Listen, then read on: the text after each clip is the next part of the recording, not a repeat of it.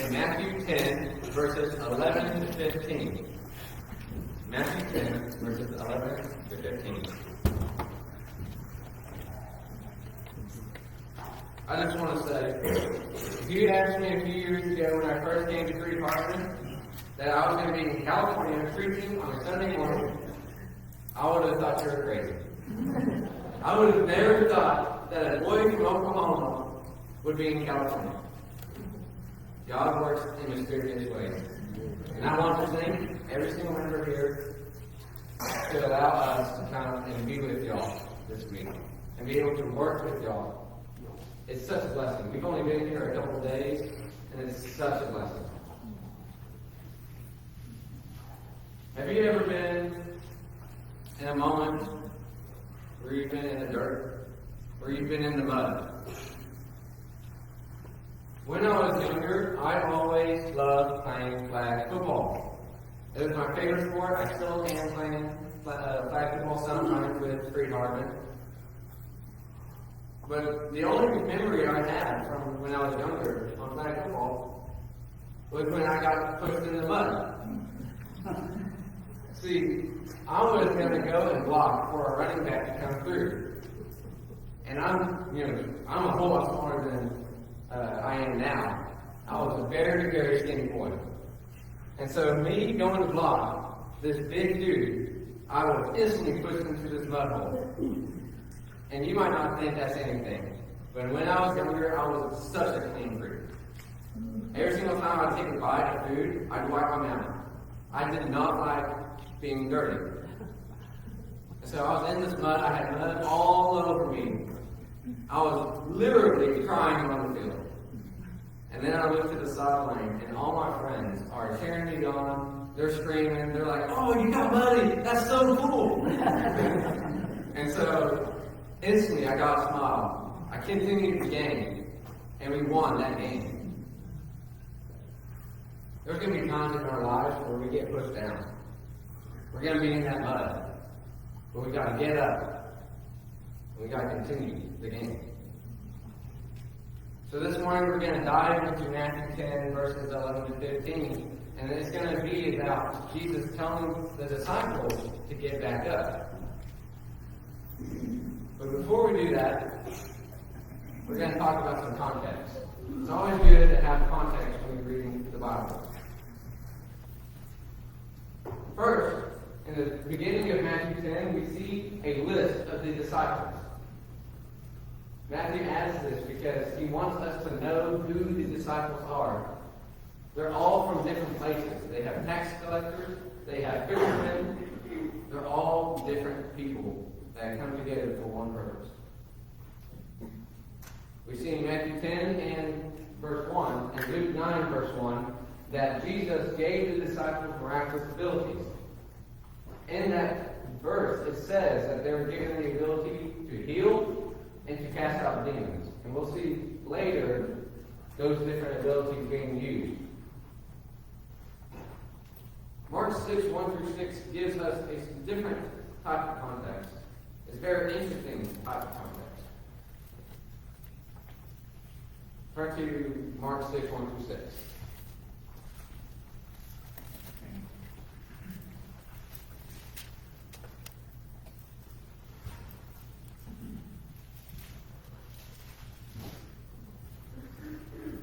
It says, he went away from there and came to his hometown, and his disciples followed him. And on the Sabbath he began to teach in the synagogue.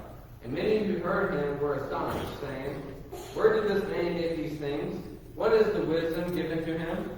How are such mighty works done by his hands? Is this not the carpenter, the son of Mary, brother of James, and Joseph, and Judas, and Simon? And are not his sisters here with us?" And they took offense at him. And Jesus said to them, "The prophet is not without honor, except in his hometown, and among his relatives, and in his own household." And he could do no mighty work there, except that he laid his hands on a few sick people and healed them. And he marveled because of their unbelief. And he went among the villages teaching. Jesus is rejected by his own town. The own people that knew him growing up said, there's no way you're this person. You're from a human family. There's no way that you are God. Jesus could not believe that they rejected him. But he didn't let that stop them. At the end of verse 6, it says that Jesus continued. He continued to go and teach people about him, heal people, show miraculous abilities. It gives context to what Jesus is going to tell the disciples later on in this section. So the first point I want to make is in verse 14 of Matthew 10. Verse 14, as read before, says, "And if anyone will not receive you or listen to your words, shake off the dust from your feet, and you will leave, when you leave that house or town." Shake it off. You know, there might be a famous person that comes to mind when you read the word "shake it off." You know, now she's dating a football player, and now she's known everywhere. Taylor Swift sings this song, "Shake It Off." Now, I'm not going to get up here and start singing that song, because I cannot sing that song. But Jesus is telling all of us to take it off. Jesus is telling us that when we get rejected, don't let that stop us. Don't let that get in our way of preaching the gospel. We need to stay positive no matter what. See, in Luke and Mark, they add on saying, "Get up, shake off the dust from your feet," as a testimony against them. See, they want to be negative. People that reject us want us to know that they don't want us there. They want to be negative, but we stay positive. If we stay positive during their negativity, they're going to see a difference. They're going to see that we are different. They're going to question why we stay positive. And that could open the door for them to come to Christ. Turn to 1 Peter 2, verse 4.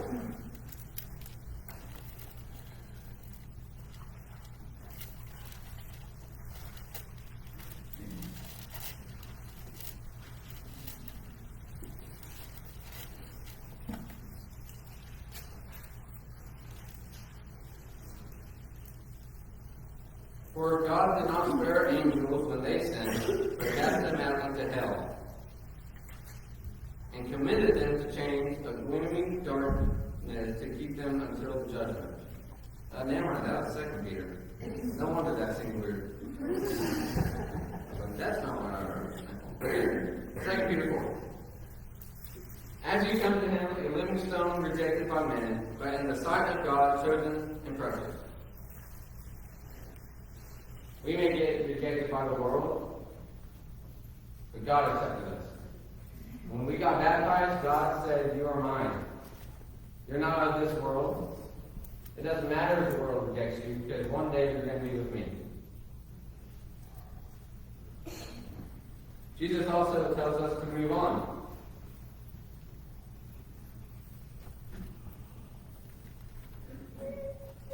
So in Mark 6, 12-13, it talks about how the disciples continued on from where they got rejected, where Jesus got rejected.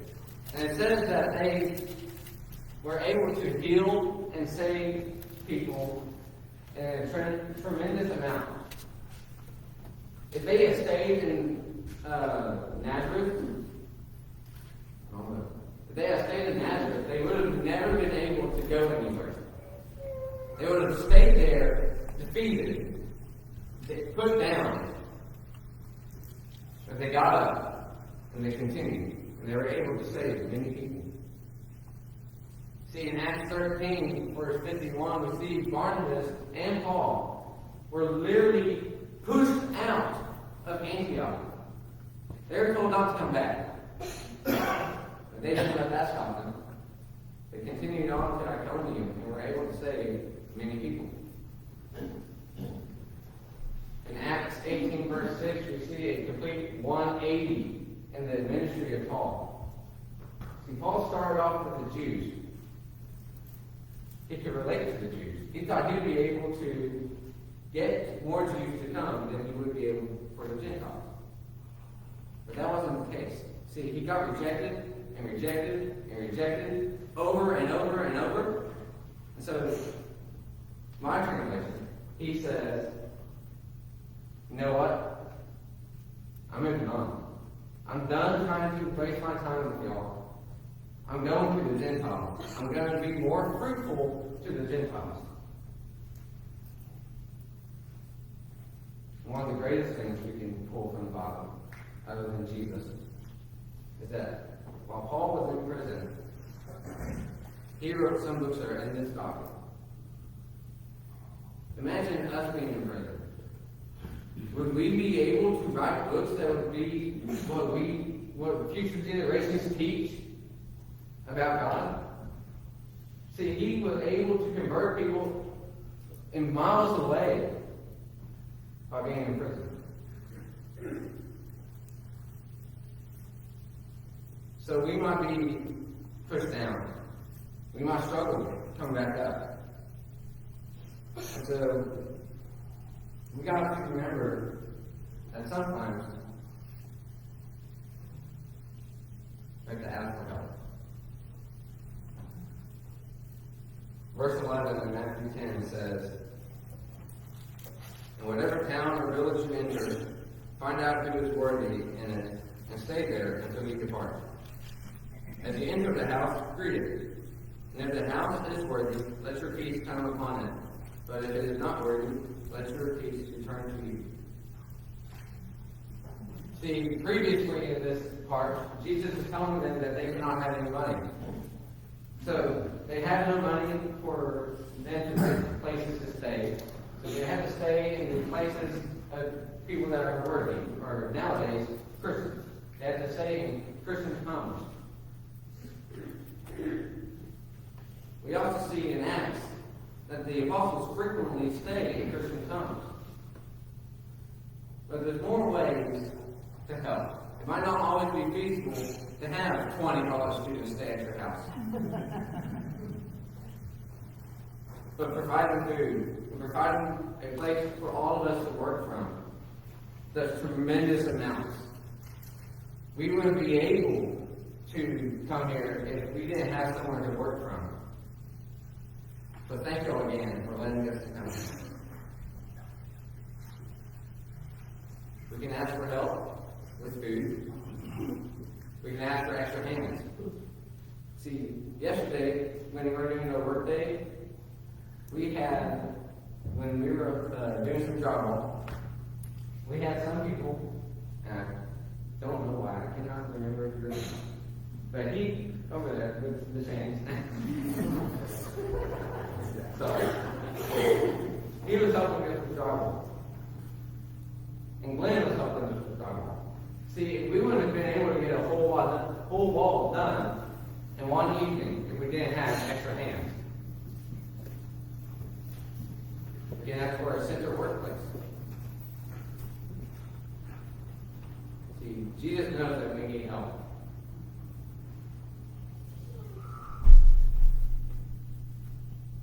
I struggle with this. I struggle asking for help. See, I was going to tell a story about when my car battery died. But recently, I've had two guys in my life that were really close to me, people I've looked up to, recently passed away. And that happened this past Thursday before we came to California. And I really struggled with wondering if I should drive home, if I should be able to go back to my family with my church and help them. Because I never like asking for help. I always want to be the one to go help others. I never want to waste someone's time when someone else could be in more pain. And so I struggled with asking for help on my own. I dealt with this for a couple of days, and then yesterday I decided to reach out. See, Michael there, such a great guy. Him and I talked, and I was able to understand that those two guys would have slapped me across the face if I decided to go back home and not come here. I'm doing, and we are doing so much great work, and sometimes we need to ask for help when we go down. We need to ask for help when we decide that maybe we need to go somewhere else. Because if we don't ask for help, we might not be able to reach out to others.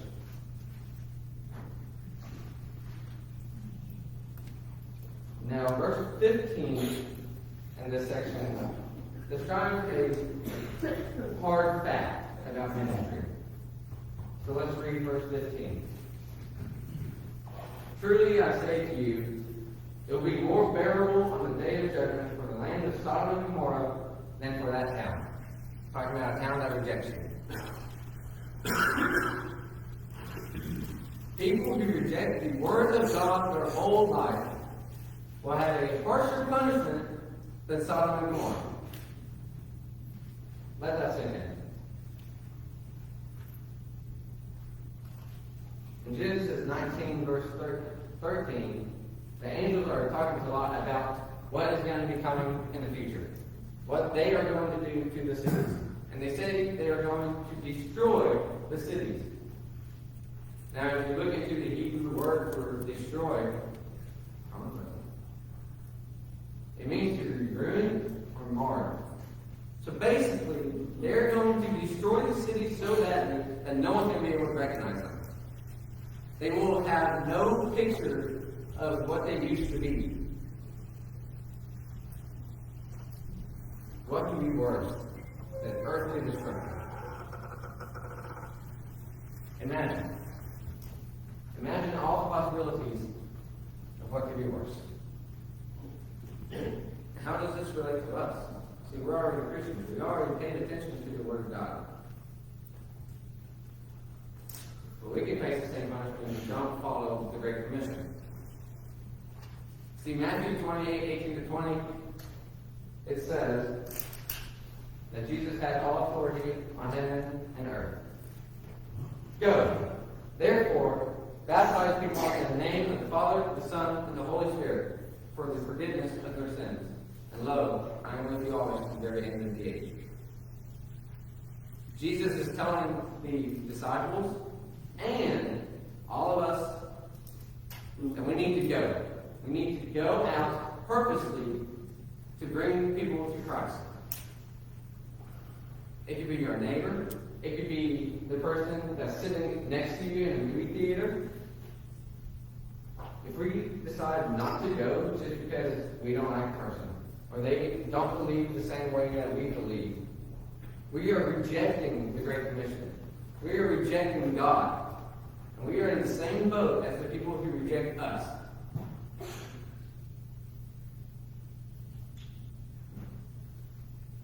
So in conclusion, Jesus has commanded us to shake it off when everyone gets negative and to stay positive.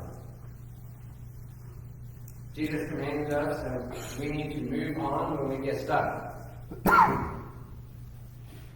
He also commanded us that when we are struggling, we need help. And we are commanded to evangelize. But we should not evangelize because we're commanded. See, we should evangelize because we love every single person. Jesus said to love your enemies. Our enemies are everyone that isn't a Christian. People who seek us out to be negative. And we should still love them.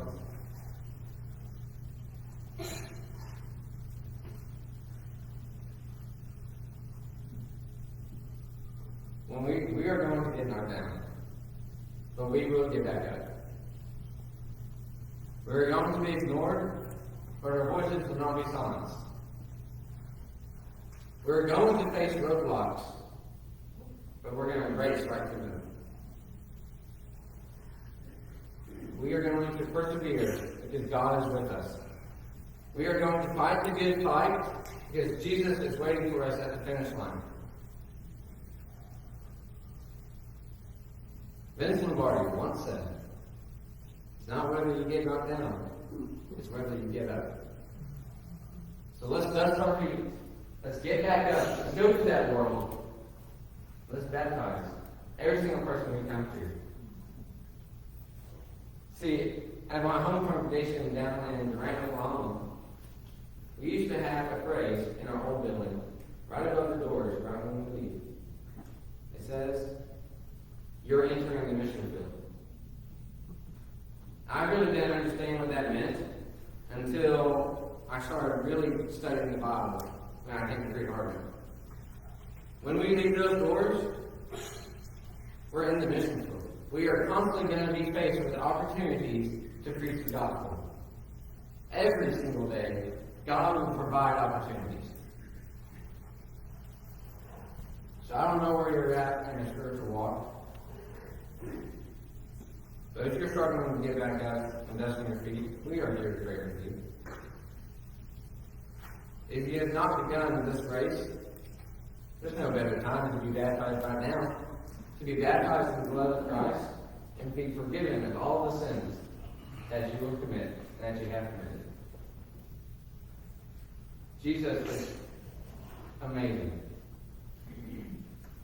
He's the greatest thing that we could ever have. So if you need anything, please come as you stand and sing.